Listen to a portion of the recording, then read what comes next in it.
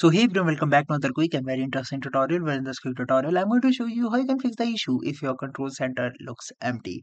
Now, in order to fix that, simply right click over there. For now, my control center is not looking empty, but in your case, right click over there and hit edit control center, and you will see the list of when you hit add option on the control center, you will find a list of all the controls that are available for control centers. Usually, you can select all of them manually and add it to your control center so that your empty looking control center will go away. Or second thing what you can do is just simply run cmd and run it as administrator and paste this prompt right there, that copy this prompt, that is dism space / online space / cleanup image space restore health. Hit enter. It will analyze all the issues regarding to the action center, and you say it has started analysis.